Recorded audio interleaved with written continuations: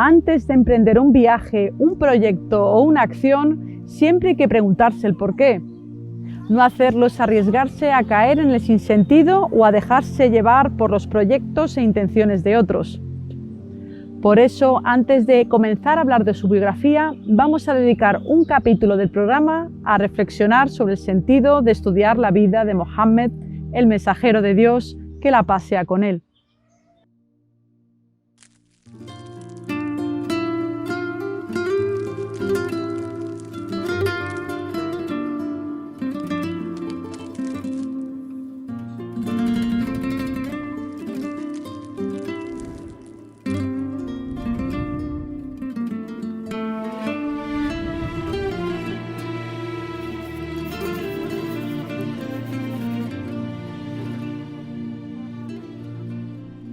Saludos de paz.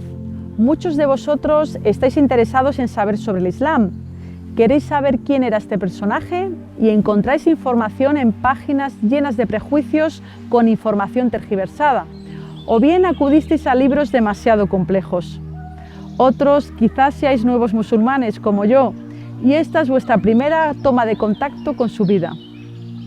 Y por supuesto, muchos de vosotros seréis de familia musulmana y deseáis refrescar la memoria o poner en orden lo que fuisteis aprendiendo. La vida de Mohammed está hecho para vosotros. Bienvenidos todos. Comencemos con algunos motivos.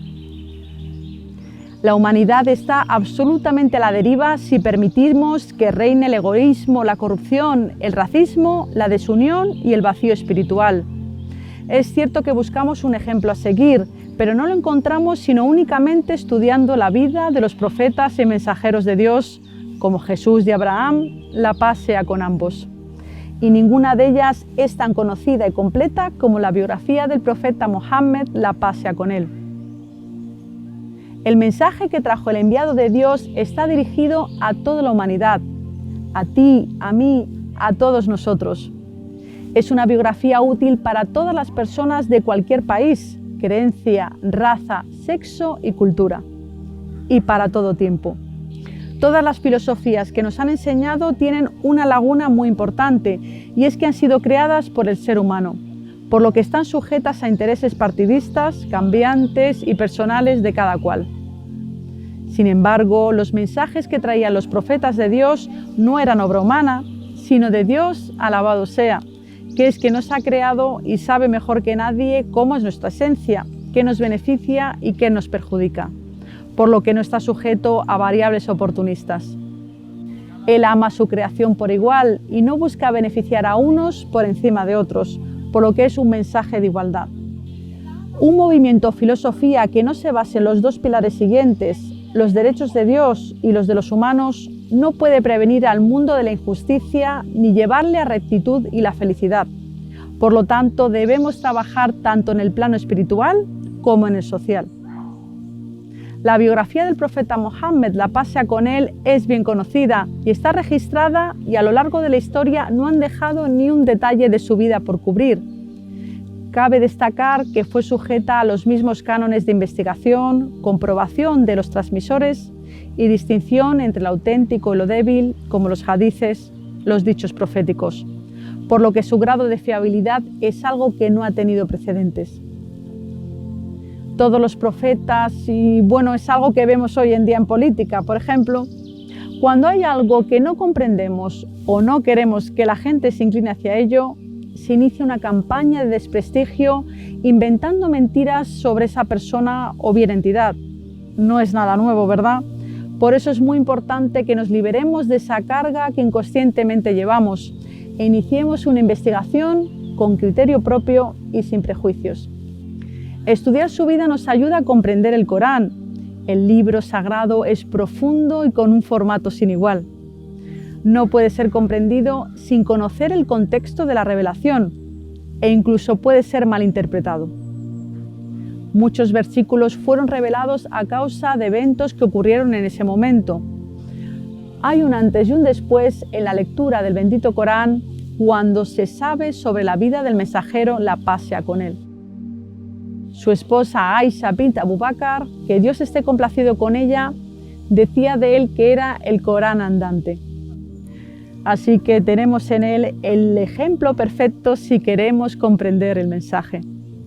El mensajero la pasea con él pasó la mayor parte de su vida entre sus peores enemigos, que pese a que se mofaban de él e incluso le combatieron e intentaban desacreditarle por todos los medios, no pudieron atribuirle ningún defecto a su moral, su carácter ni su veracidad.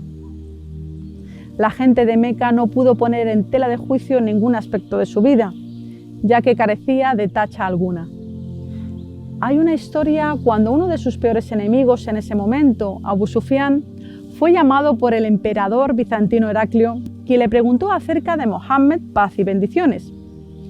Este no pudo sino afirmar que el enviado de Dios nunca había mentido ni les había traicionado. Y cuando fue preguntado qué les prescribía, respondió: dice, adorad solo a Dios, no le atribuyáis copartícipes y dejad de adorar lo que adoraban vuestros padres. Y nos recomienda la oración, la sinceridad, la castidad y el buen trato a los parientes. Años más tarde, Abu Sufyan abrazó el Islam. Su propia vida en sí misma es un milagro, es una señal de su profecía. El sabio cordobés Ibn Hazm, Aben Hazm, para los cristianos, dijo que incluso si al profeta no se le hubiera dado ningún milagro excepto su vida, hubiera sido suficiente para probar que era un profeta. Comprende todos los aspectos de la vida, ya que ordenó que sus actos y dichos fueran informados a todo el mundo. Se registró cómo era como esposo, padre, compañero, líder espiritual y político. Describieron cada pequeña cosa, cómo se levantaba, dormía, comía, hacía la ablución. Nunca viajó solo ni se apartó de la gente. Los compañeros se ayudaban unos a otros en transmitirlo todo sobre él. E incluso algunos de ellos se dedicaron plenamente a dicha transmisión, como la gente de As-Suffa, que eran los pobres que vivían en la mezquita o bien que decidieron estar cerca del profeta, paz sobre él. El propósito de que Dios glorificado sea nos mandara profetas de entre nosotros es que tuviéramos modelos vivientes para imitar. Son nuestros maestros que nos enseñan cómo comportarnos con los demás y en nuestra relación con el Altísimo. Hay un versículo en el Corán que dice que podría habernos mandado ángeles, pero ¿qué habría pasado? ¿Lo habríamos visto algo tan inalcanzable al ser nosotros seres humanos de carne y hueso y ellos seres celestiales que habríamos desistido? De su biografía, los educadores aprenden las técnicas de educación, los líderes, métodos de liderazgo, los comerciantes, cómo realizar sus transacciones, los esposos, cómo tratar a sus cónyuges, los creyentes, cómo adorar a Dios. Las personas que sufren o son oprimidas aprenden la paciencia y toda la humanidad aprende sobre la moral, los modales y los méritos. El Islam es facilidad y siguiendo su ejemplo lo lograremos, ya que cuando tenía dos opciones elegía la más sencilla, buscando con ello la facilidad para todos nosotros. Estudiar la vida del profeta nos permite conocer la mejor generación de hombres y mujeres de distintos orígenes, religiones y estatus que se unieron para formar una sociedad plural, unida, generosa y justa.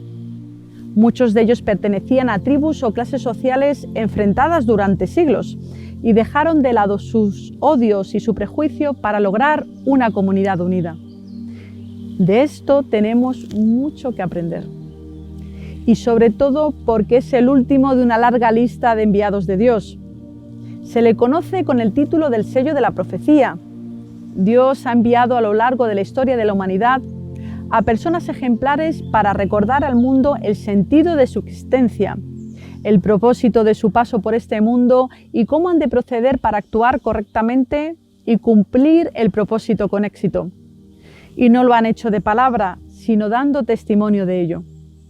En Sahih Muslim dice el profeta Mohammed de sí mismo y de sus predecesores, la paz sea con todos ellos. Mi ejemplo y el de mis predecesores es como un hombre que ha construido una buena y hermosa casa, pero le quedaba un ladrillo en una esquina. Así la gente que la visitaba la rodeaban asombrados y decían: Ojalá se pusiera ese ladrillo para ser perfecta. Yo soy el ladrillo, soy el sello, el último de los profetas. Esperamos que estos motivos os animen a acompañarnos en los siguientes programas. En el próximo vídeo, si Dios quiere, hablaremos de cómo era el mundo preislámico, comprenderemos en qué contexto comenzó la revelación y valorar los profundos cambios que experimentaron con la llegada del Islam. Suscríbete al canal Fasila y estarás al tanto de las novedades y del viaje que emprendemos. Que la paz de Dios sea con todos vosotros y vuestras familias.